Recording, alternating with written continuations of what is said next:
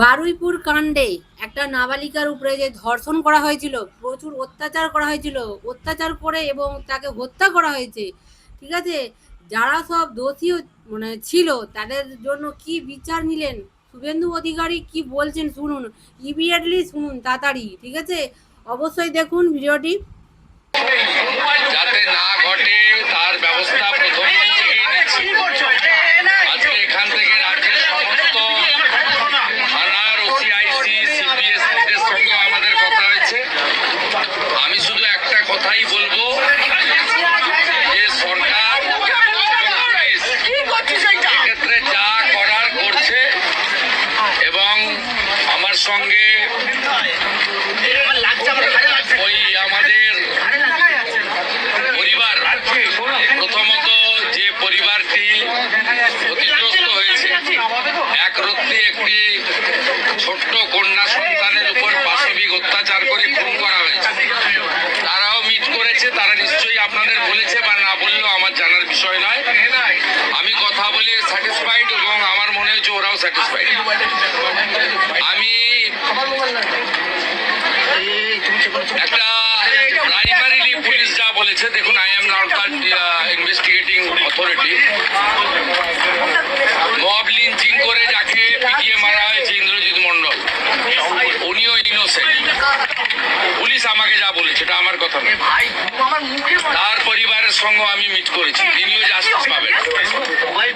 যত পুলিশের গাড়ি ভেঙেছেন, রেল লাইন উপড়েছেন, প্রায় অ্যাপ্রক্স 200 আইডেন্টিফাইড হয়েছে, প্রত্যেককে অ্যারেস্ট করা হবে। একটা লোককেও ছাড়া হবে না। পিছন থেকে যারা উস্কেছেন, পলিটিক্যাল লোক যারা ইলেকশনে রিজেক্ট হয়েছেন, কেউ ক্ষমতা থেকে গেছেন, কেউ শূন্য থেকে এক হয়েছেন, এবং radical force, anti national force যারা পিছন থেকে উস্কেছেন, তাদেরকেও আইডেন্টিফাই করা হয়েছে। তাদের কল রেকর্ড ইত্যাদি ডিজিপির নেতৃত্বে এসটিএফ সব কালেক্ট করেছে। ওদেরকেও প্রপারলি লিসেন করা, ওদেরকেও ঠিক প্রপারলি শিক্ষা দেওয়ার কাজ সরকার করবে। ফার্স্ট অ্যান্ড ফরমোস্ট হচ্ছে 4 জনের মধ্যে 3 জন ধরা পড়েছে, আরেকজনকে ধরতে হবে, ওটা আমরা করছি।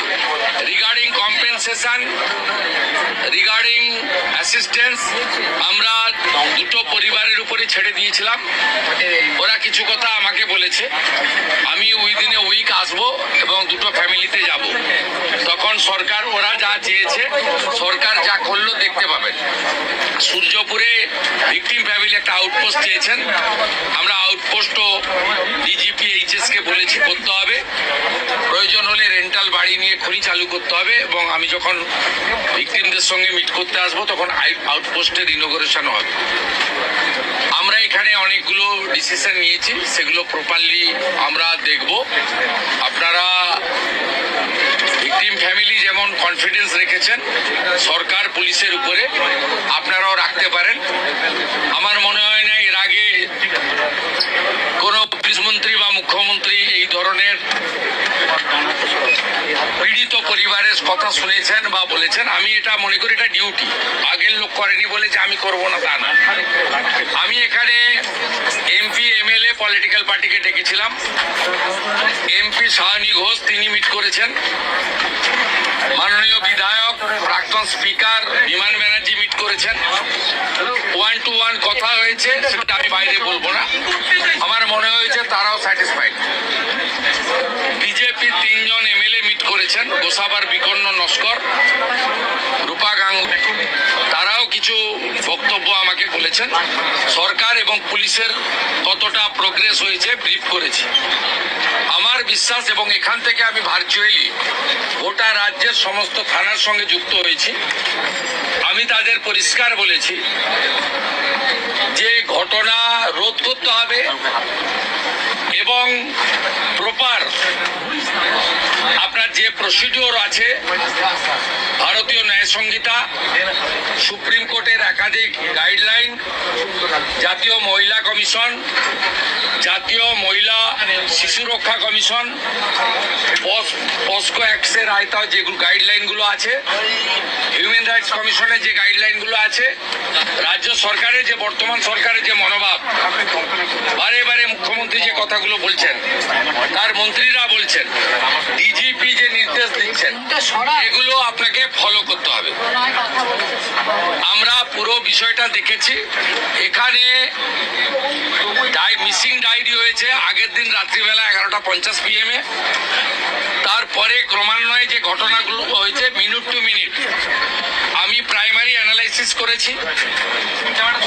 সূর্যপুর থানার ক্যাম্প ইনচার্জ দিদিয়ান IC Baruipur, SDPO Baruipur, additional SP Baruipur, in presence of the DGP and SP ADG IG, আমরা আমাদের পার্টেও পুরো অ্যানালাইসিস করেছি। আমি ডিজিপিকে 72 ঘন্টা টাইম দিয়েছি। তিনি আমাকে, আমি যা ফাইন্ডিংস পেয়েছি, ওনার যে অ্যাডমিনিস্ট্রেটিভ প্রসিডিওর রয়েছে, প্রসিডিওর অনুযায়ী একটা রিপোর্ট দেবেন। রিপোর্ট দেওয়ার পরে অ্যাডমিনিস্ট্রেটিভ পার্টে আমাদের যে অ্যাকশন নেওয়ার, আমাদের কোনো লোকের যদি কোনো ওই টাইমের মধ্যে কোনো শিথিলতা থাকে 1%ও, সেক্ষেত্রেও খুব স্ট্রং অ্যাকশন নেওয়া হবে। আমি পাওয়ারে আসার পরে বা মুখ্যমন্ত্রিত্ব দায়িত্বের পরে আরজি করের মামলায় 3 জন টপ আইপিএস অফিসারকে সাসপেন্ড করেছি। এক্ষেত্রে আমার মেসেজ খুব ক্লিয়ার আছে, সবাই সেটা দেখেছে। আমি খুব পার্সোনালি স্যাটিসফাইড যে ওইটুকু একটা বাচ্চা মেয়ের পরিবার, সেই পরিবার এন্টার আমার সঙ্গে প্রায় 10 জন বাবা মা সহ মিট করেছে। তবে তারা কনফিডেন্স জানিয়েছে, আস্থা জানিয়েছে সরকারের উপরে, মুখ্যমন্ত্রীর উপরে, পুলিশের উপরে। এটা আমার আজকে বড় প্রাপ্তি। আর মব লিঞ্চিং করে যে নিরীহ লোকটাকে বা ছেলেটাকে মেরে দিয়েছে, আনমেরিড একটি ইয়াং বয়, সেখানে যারা হত্যাকারী তাদেরকেও প্রপারলি মার্ডার কেসে যুক্ত করা হবে। এবং পুলিশকে ডাইরেক্ট ইনস্ট্রাকশন আছে যে যারা যারা হুলিগানিজম করেছে পুরো দিন ধরে তাদের এগেনস্টে অ্যাকশন হবে। আমি এখান থেকে বাইপাসের একটি প্রাইভেট হসপিটালে যাচ্ছি। 3 জন পুলিশ কর্মী ইনজোর্ড হয়ে ওখানে অ্যাডমিশন আছে, তাদের সঙ্গে আমি মিট করব।